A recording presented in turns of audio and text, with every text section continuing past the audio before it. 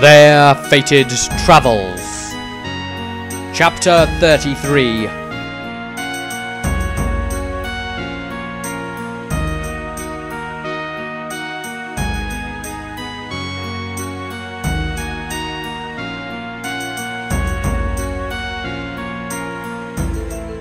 The Fighting Pit. Round 4. These fights were all happening on the same day. Because of this, the fighters taking part were truly being pressed hard. Some were having an easier time of it than others, but even now, winners would have to contend with a final round after this one. The next match saw Dieter come out, resting his weight and all of the troubles in his world upon his walking aid, as he normally did. He was looking a little sheepish around the cheering crowd. He had suddenly become quite aware of how animalistic he had come across in his previous rounds. He would have to be wary of this. He had an image to retain on the surface. Even though this was an underground fighting hall, news of him might travel overground. The less that groups like the witch hunters knew of him, the better. As usual, Dieter twirled his hands and produced a scythe from thin air. Just then his opponent was announced. It was Tordrad. Dieter visibly commented, "I'm screwed." Tordrad smiled at Dieter with joy. He respected the small, crazed man. Dieter bowed respectfully to his allied foe this day. Tordrad saluted back with the sign of the bear hunter warrior. Just like the other rounds, Tordrad was not wearing his helm. It was too hot down here to do so. Dieter would have felt more comfortable if he had. He had to stare at the warrior man's face, a gleaming grin of self-confidence in the upcoming battle. He had seen this glint in his eye before. It wasn't that he belittled Dieter, far from it. He just knew what he was capable of. Tordrad internally resolved to be as careful as possible with this fight. He did not want to permanently injure his teammate. He certainly wanted to win, though. He would find a good balance, he decided. He knew Dieter was a strong and brave enough man to take some punishment and not complain. Dieter at that moment almost considered trying to flee from the ring. All of his hard work up to this point would have been for nothing. But he knew that a straight one-on-one fight with the Kislevian warrior would mean defeat, at the very least. Then he remembered that this point of reasoning had applied to nearly every fighter in the ring he had bested so far. Each far outmatched him in combat skill and experience. The one element that Dieter had going on his side with all of them, though, was the little care he regarded for his own safety when trying to win. He would pull any surprising trick it took to gain the upper hand, even hurting himself to do it. Then he confidently reasoned that this fight would be no different. Perhaps he did have a chance if he outsmarted the man. Though Tordrad knew him, he knew very little about who Dieter was truly deep down. Deep inside. That, though, was another element that concerned him. What if this fight went too far? If his life felt endangered and the other emerged? That would be bad, especially as Tordrad's death was shortening his own life expectations dramatically, due to the curse marks that had been burned onto his chest all those months ago when they first set out together as a group. Moore really did have it in for him. He knew he mustn't forget that. The horn sounded, and Tordrad, as usual, was not backwards about coming forwards. His hand, weapon, and shield were at the ready. He ran forwards with a charge and bashed outwards with his shield. Just before it made contact, though, Dieter had picked up some of the sand and sawdust-enriched dirt from the ground and threw it at Tordrad's eyes. Not very much made contact, but it did have an effect. It burned and made tears run a little, blurring the shield bash accuracy somewhat. The shield still contacted Dieter, though, squashing his arm against his body painfully. Tordrad shouted with might as he pushed with most of his strength. Tordrad pulled the shield round again and forced Dieter to duck a shield slice aimed for his head. His teammate was clearly trying to render him unconscious. At last the shield struck Dieter, but elements of darkness emerged from the smaller man's body, as if his shadow had until now transparently been wrapped around him, only now showing itself enough to push away the offending shield somehow. It visibly looked as if it was being pushed back. Dieter counter-attacked and Tordrad easily sidestepped it. His vision was at last clear again. He shook his head in mock disappointment and wagged his finger at the small curly-haired man. Obviously, Tordrad had considered the attempted blinding move to be too dirty, but he smiled at the cunning anyway. Dieter tried to attack again, but Tordrad grabbed his forearm and kicked him away again. Dieter held his shoulder where the boot had met it. That blow had been really strong, but the man didn't look like he was putting his full weight fully into it. To make matters worse, the severe effects of magical mishap he had suffered in the previous rounds had meant that Dieter's access to the winds were now wavering. He was able to channel far less energy than he normally could. This was the danger of being an untrained hedge wizard in this way. Even some hedge wizards, though, had instructors, masters. Dieter never had anyone, or at least that was as best as he could remember. Tordrad struck with the handle of his weapon, trying to smack Dieter's head with it. The trainee doctor desummoned his scythe and raised both hands to stop Tordrad's one arm. It took both just to grab the blow in time, and then he reached out while casting a spell under his breath. Dieter's palm touched Tordrad's ear and the side of his head just as a shocking electric bolt of etheric magic ran from it. It zapped the Kislevite man, but his arm with shield had already been coming in to strike its target. Dieter pushed his shoulder up and took the blow into his side as he saw that the shock spell had worked, stunning Tordrad in disorientation for a moment. Just as a precaution, Dieter struck the Kislevite man with another shock spell, this time to the other side of his head. The man's medical knowledge was shining through. He stepped backwards and reconjured the amethyst scythe, swinging it the moment it appeared. It sliced into Tordrad's arm, cutting through the armour in one place. A small wound had occurred. This was significant, though, for Dieter had taken first blood. In the tradition of Kislev, this meant that Tordrad's opponent was to be respected at all times. Dieter swung the large scythe once again, this time in a more undisciplined, dangerous arcing path, but Tordrad had snapped out of his lull just in time to parry the magical blade and swing with his shield as a counterblow. This time the full force of the shield's centre struck Dieter in the torso, winding him and sending him backwards up against the arena wall. He almost fell over, bent double in pain as he tried to catch his breath again. For just a moment Dieter swore he could see lightning crackle in the eyes of his large foe. Perhaps, he reasoned to himself, quietly, but out loud, I am awakening his seemingly strange latent power. I have seen lightning elements about his person before. I had forgotten that. Dieter didn't worry about speaking aloud here because Tordrad couldn't understand him anyway.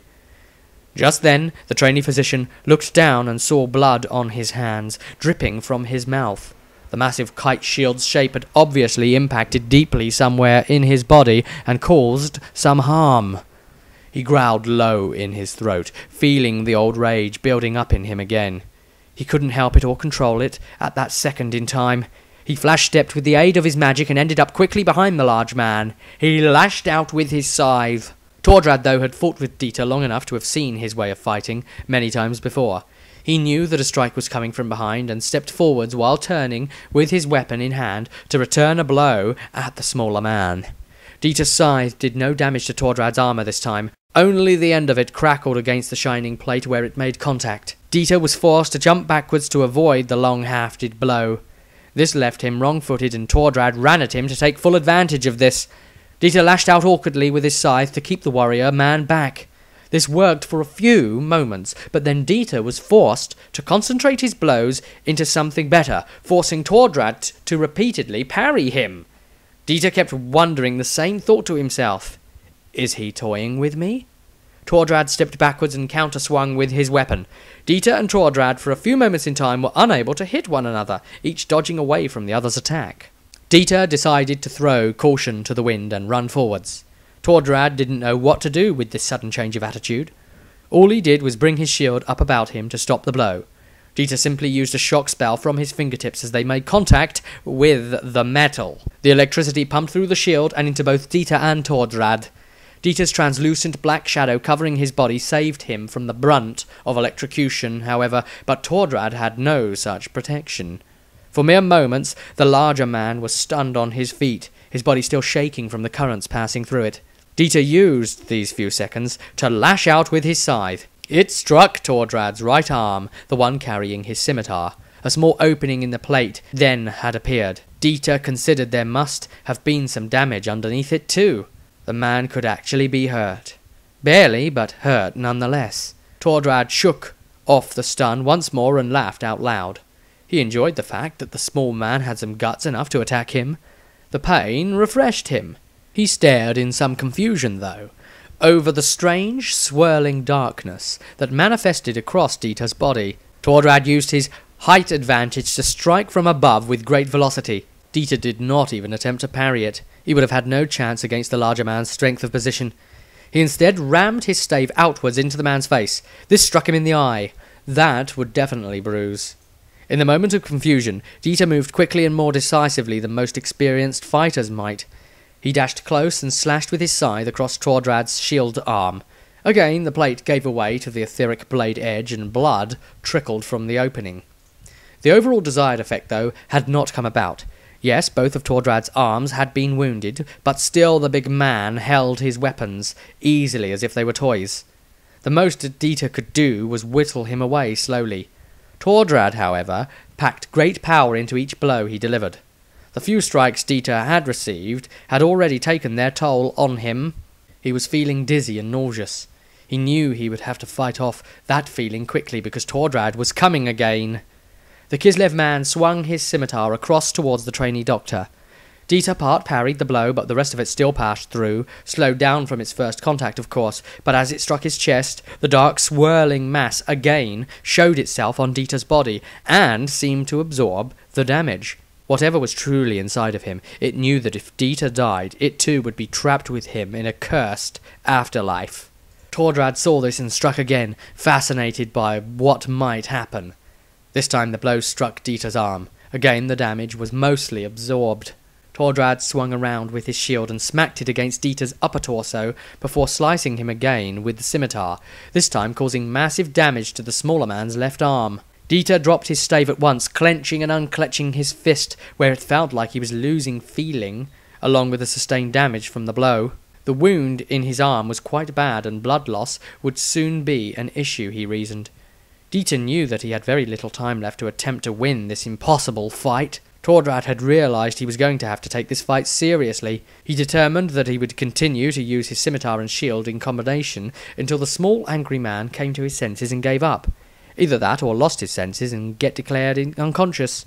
The two men stared at each other intensely for a few moments. Tordrad saw darkness in his companion's eyes. A terrible secret lay somewhere deep inside the man he could see. The question in Tordrad's mind, though, was, is it a secret that he even knows? Dieter felt freed by the resignation that this fight would be unwinnable. This allowed the fear and adrenaline to recede away, and again let the cruel calculating thought take over once more. He secretly reached into his pocket and pulled out a piece of his battle putty. As he quickly palmed it, he incanted an ill-fortune curse into it. This was a common battle trick by the man. It made foes more likely to miss or blunder their attempts at pressurized physical actions. He tucked this back into the pocket of the jacket. Dieter's first jacket had been blown up in round 1.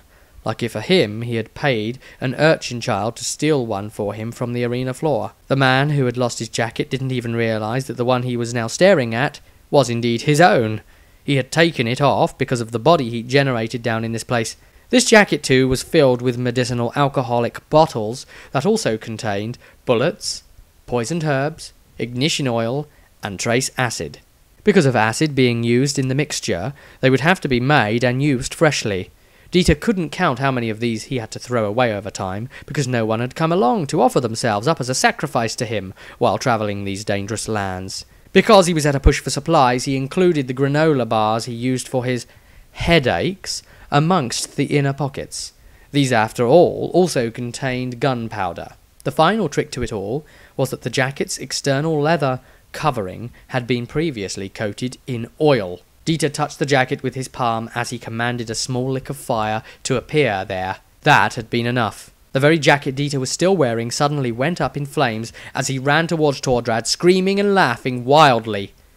Dieter could feel the fire moving into his internal pockets. It was almost time now. He quickly pulled the jacket off of himself, ignoring the searing pain to his gloved hands from contact with the flame. He then spun it around in a backwards-heading circle that arced towards a deadly frontal momentum. As Dieter faced Tordrad once again, he let the jacket go. In that one moment as the jacket reached its target, Tordrad slashed out with his scimitar, batting it down to the ground in front of him. A weak attack that Tordrad was surprised at. He thought Dieter could come up with something better than merely lighting a garment on fire and sending it weakly sailing towards him. Now Dieter was even less defended than he was before. Tordrad rolled his eyes and decided to end the fight now, so that the angry man could still have a lie down in the medical area. He certainly looked like he needed it. Dieter simply stood with his arms out wide as if inviting Tordrad to come finish him off. Tordrad stepped forward to do just that. Dieter's eyes narrowed as a blinding flash erupted almost below Tordrad. The jacket then exploded. The result of the explosion threatened to kill both men. Dieter closed his eyes and allowed the explosion to do what it would. Flames shot upwards as Tordrad took the worst of that, and Dieter was subjected to heat damage by proximity. Pieces of flaming jacket flew everywhere. Even people in the audience got burned by stray pieces. The two men took damage from this. Acid contained inside the bottles burned and hissed where it landed, including through Tordrad's armour and shoes and Dieter's trousers. Pieces of glass fired in all directions and impaled themselves wherever they met skin. Both men were coated in multiple small shards. Bullets had caught the blaze and fired in all directions, themselves coated in a nasty poison, as all of the gunpowder reacted at once. A huge explosion tore upwards into the air, peppering both men with wounds. All of this happened in the split seconds of the blast coming about. But strangest of all was Tordrad's actions within those few seconds. For he was armoured, and able to take the blows better than his small, unarmoured companion. He jumped forwards, throwing himself onto Dieter. This shielded the trainee doctor from the rest of the blast as Tordrad's plate armour was tested and bested above and behind. Tordrad lost consciousness. Dieter panted and breathed painfully from the massive dead weight of the man on top of him. The adjudicator with the horn saw Dieter trying and failing to push the larger man off of him, and the horn was sounded. As Dieter passed into blissful unconsciousness himself, he heard his name declared as winner of the bout. He wondered if there had been some mistake. Then all was black. Maestro stared agape as Tordrad was carried off of the field. He could still hear a heartbeat, reassuringly enough. He wondered why Tordrad had done such a thing. After all, he was only being paid to keep him alive, not anyone else. Maestro worried that if Tordrad was filled with bullet holes from now on, what if something shot at him later down the line? One of those bullets could pass right through the aforementioned hole, out of the other side, and into him. Of course, he realised that this idea was ridiculous. He knew more Kislevian meat would grow over and fill them in no time. He relied on his Kislevian companion to die instead of him were the need to arise. On their adventures together, it seemed that the need had arisen several times. It was just that Tordrad hadn't quite grasped how to die. That was a useful trait to be ignorant in, considered Maestro. But on the matter of the here and now, he remembered that he was now down quite a lot of money, thanks to Dieter. In the last round, Maestro had stepped out of the fighting area to relieve himself. He had truly missed an unusual fight indeed. The wounded slave Doomball had faced the mutant. The Doomball had managed to win, tearing the poor suffering man apart with his horns and teeth. However, the mutated organ had also been cut. Some of its vile liquid had made contact with one of the Minotaur's open wounds. Only now, as the Doomball came out into the arena to fight, did the result of this reveal itself. As the pit fighter came out to face him, he stopped in horror, seeing a pulsating liver-coloured organ pushed out of the creature's back like a large hump. It swelled with blood or whatever foul substance it was filled with, and then fell again. It did this every 5 seconds or so. The parasitic chaos organism had successfully taken a new host.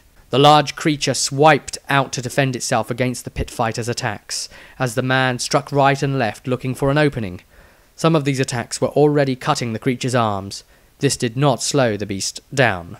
The Doomball saw the man charge him and grabbed his arm in response, taking a slash to the chest. He threw him into a built-up wall behind him, with a swing around to follow through with the man's momentum. As the pit fighter staggered forwards, the Doomball charged the man. One of the horns impaled his lower left stomach, and the rest of his built-up form collided with the man, knocking him down once more. The man was wounded and dazed, but still he climbed back to his feet. He was used to being in this state, but as soon as he was standing once more, he was grabbed by the hair and lifted off of the ground by it. Quickly the man brought his short sword up and cut his own lengths of long hair as he dropped from the creature's control. With that, he slashed the doom ball about the body, this way and that, cutting it open expertly in places, and still it was not slowing. It ignored every deep gash it had sustained. The massive hump-like organ was seemingly pushing him to further and further internal extremes. As the pulsing organ quickened, so did the reaction speed of the monster. Suddenly, with lightning-quick speed, the creature's hand smashed into the man's face. His eyesight blurred. As his vision cleared, he could no longer see the creature. The doom ball had jumped into the air above the man's visual discerning point. From this high jump, gravity did its work, and the doom ball came down right on top of the pit fighter, bringing him to the ground with his mass bulk. There he proceeded to smash the man's head against the floor multiple times until the horn was sounded. The Minotaur creature did not want to let up on the man's nearly dead form. He wanted to feast on him, but the slave handlers came in and lashed whips against the creature's body. One such whip wrapped around its throat, and that was that. It was powerless, lest it be choked again. The scars on its neck showed that this had happened to it before. It decided to let the humans get on with it. While it was injured and malnourished, slowed and weakened, this new strength it had found would be the tipping balance to help it escape its captors. Soon. He would just have to wait a little longer, get a little stronger. He bided his time. He would kill the man in the final, next round, and then make his bid for freedom in the